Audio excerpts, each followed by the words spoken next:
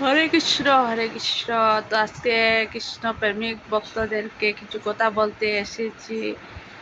মা যশোদা শ্রীকৃষ্ণ যখন গোষ্ঠী গিয়েছিলেন, তো আস্তে আস্তে অনেক দেরি হয়েছিল গোষ্ঠী থেকে, তো সন্ধ্যা হয়ে গেছিল প্রায়। তাই মা এইভাবে প্রদীপ জ্বালিয়ে হাতে নিয়ে দাঁড়িয়ে রয়েছিলেন।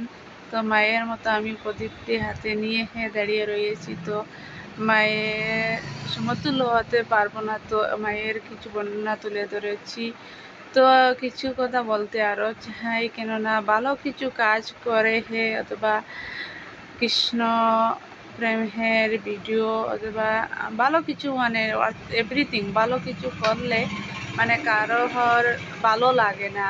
আর তো খারাপ কিছু করে দেখো না, কেননা সবাই এটা মুখে মুখে নিয়ে আস্তা পৃথিবী ছড়িয়ে দেবে তো হরে কৃষ্ণ ভুল বললে ক্ষমা দৃষ্টিতে দেখবেন। ভালো লাগলে চ্যানেলটা সাবস্ক্রাইব করে পাশে থাকবেন।